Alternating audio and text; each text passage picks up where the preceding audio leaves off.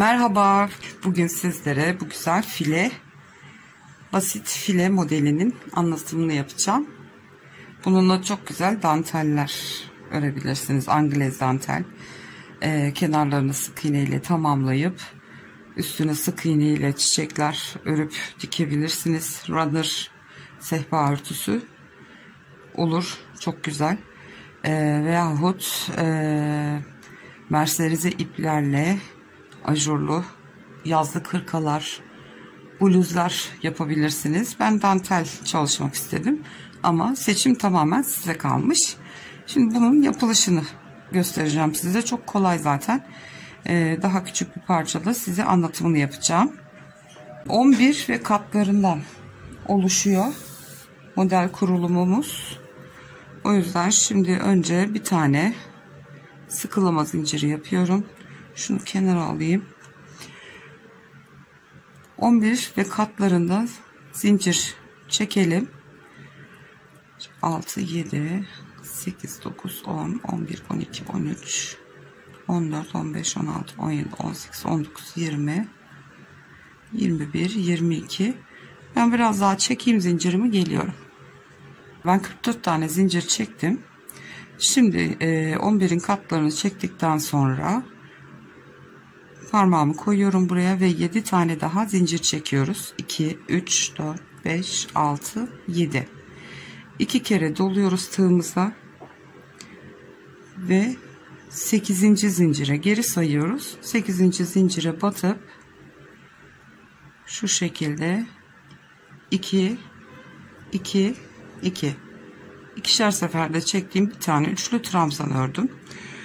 Araya 3 tane zincir çekiyorum. 1, 2, 3, 4 tane zincir atlıyoruz. 1, 2, 3, 4 zincir atlayıp 5. zincire batıyorum.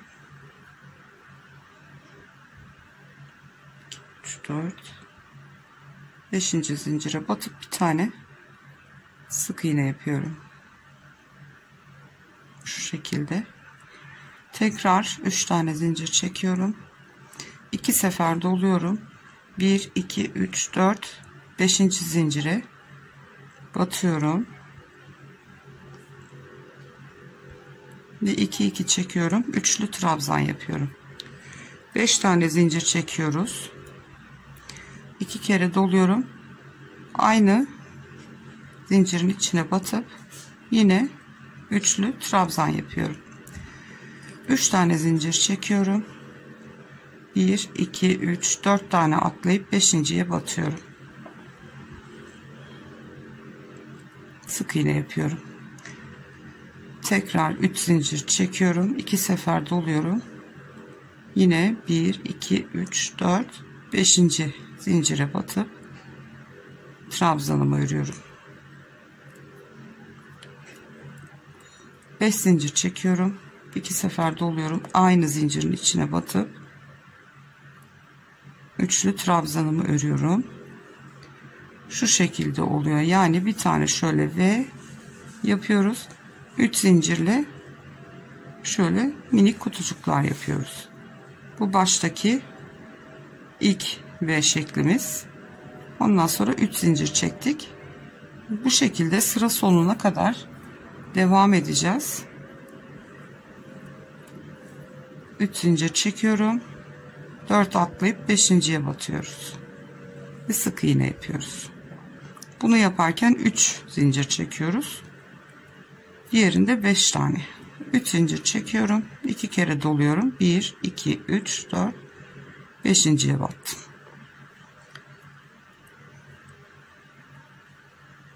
Ve üçlü trabzanımı yaptım. Araya 5 tane zincir çekiyorum. 2 kere doladım. Aynı noktaya batıyorum. Ve yine burada üçlü trabzanımı yapıyorum. 3 tane zincir çekiyoruz. 2, 3, 4, 5. zincire battım.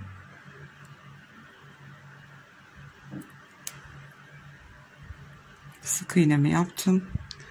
Tekrar 3 zincir çekiyorum. 2 kere doluyorum. 1, 2, 3, 4, 5.'ye batıyorum.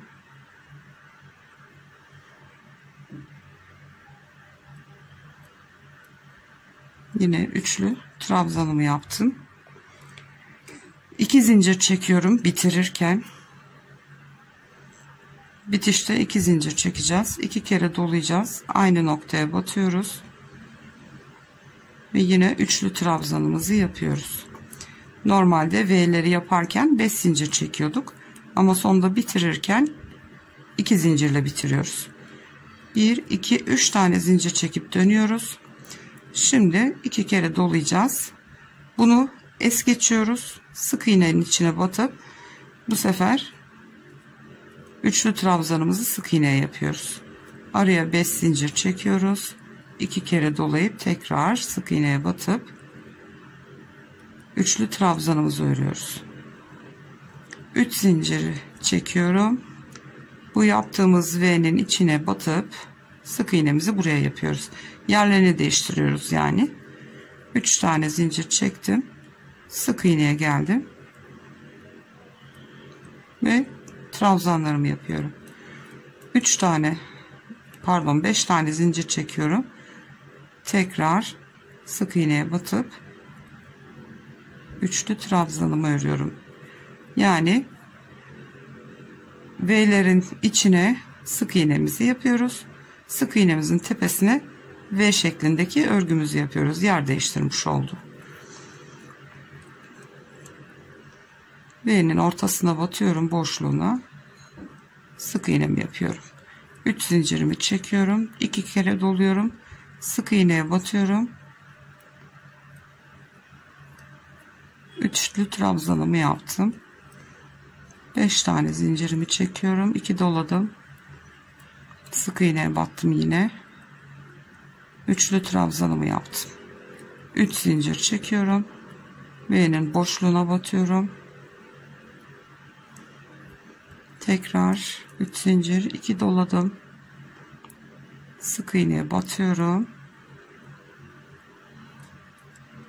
Üçlü trabzanı yaptım. 5 zincir çektim. Tekrar aynı noktaya batıyorum. Üçlü trabzanımı örüyorum. 1, 2, 3 zincir çekiyorum. Şurada ilk başlarken bir tane V yapmıştık. 1, 2 zincir atlıyorum. Üçüncüsüne batıp bir tane sık iğne yapıyorum buraya. 7 zincir çekiyoruz dönerken. Bu başta. 1, 2, 3, 4, 5, 6, 7 çeviriyoruz. 2 kere doluyorum. Yaptığım sık iğneye batıp ilk V'mizi buraya yapıyoruz. Altta da V ile başlamıştık. Burada da aynı şekilde 3 tane zincir çekiyorum. V'nin ortasına battım. Yine yer değiştirdik. Yani 2 sıranın tekrarından oluşuyor model.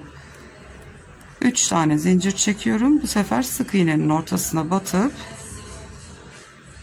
V'mi yapıyorum. 5 zincir çekiyorum. Çok kolay. Sadece yerlerini değiştire Mercedes iplerle çok güzel bluz yapabilirsiniz bununla.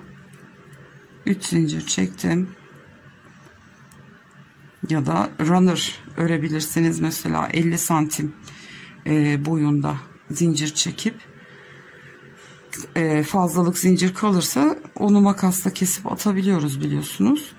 Kenarlarında da 4-5 sıra sık iğne dönüp ya da farklı bir oya dönüp çok güzel runner yapabilirsiniz. 3 tane zincirimi çektim ve yine sık iğneye batıyorum ve şeklimi yapıyorum. Bu sırayı bu şekilde sıra sonuna kadar gelelim arkadaşlar. Evet, sıra sonuna kadar geldim. Şimdi 3 zincirimi çektim, ortaya batıp sık iğnemi yaptım. Tekrar 3 zincir çekiyorum. Sona geldik şimdi. Tığıma 2 kere doladım. Şurada V yapmıştık en son. Onun 3 zincir çekerek gelmiştik şu tarafa. İlk zincire batıyorum.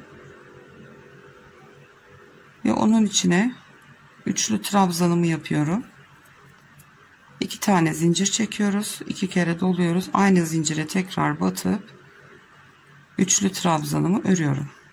3. sıramızda böylece bitirmiş olduk. Gördüğünüz gibi Şöyle tutayım.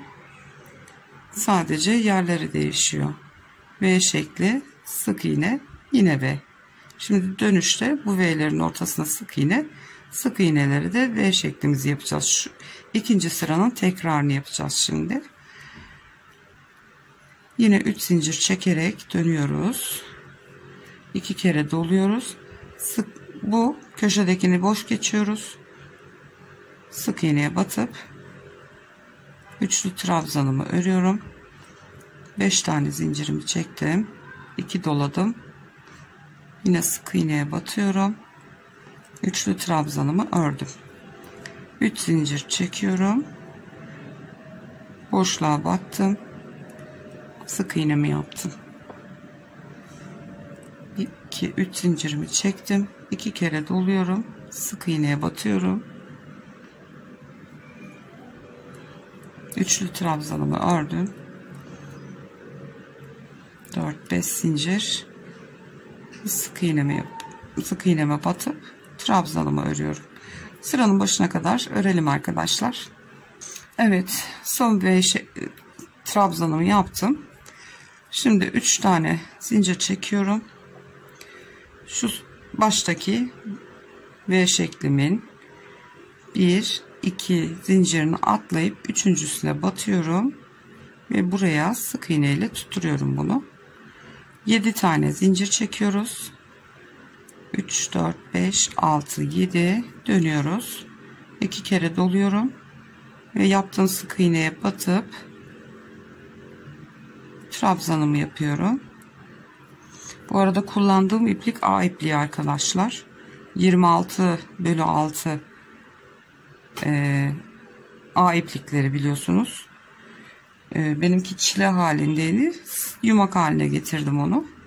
3 tane zincir çekiyoruz ve aynı şekilde modeli örmeye devam ediyoruz. Hiçbir değişiklik yok. Sık iğneye de şimdi trabzanımı yapacağım. 5 tane zincir. 2 kere doluyorum.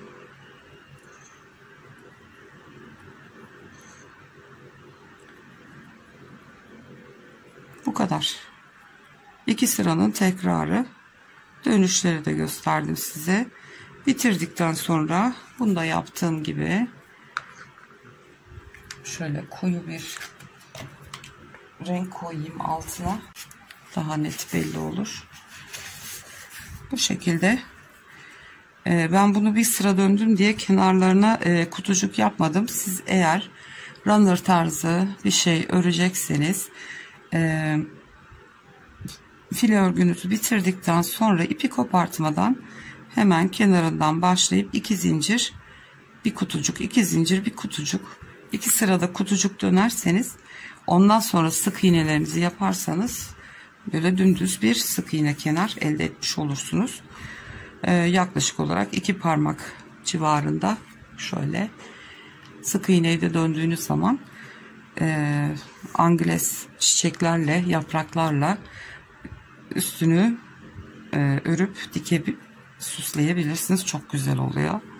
Ya da bu şekilde sade bile kullanılabilir. Evet arkadaşlar, bu videomuz da bu kadardı. Kanalıma henüz abone değilseniz abone olup yanındaki zili de aktif hale getirip tümünü işaretlerseniz kanalıma yükleyeceğim her videodan haberdar olursunuz. Bir sonraki videoda görüşünceye kadar kendinize çok iyi bakın. Hoşça kalın arkadaşlar.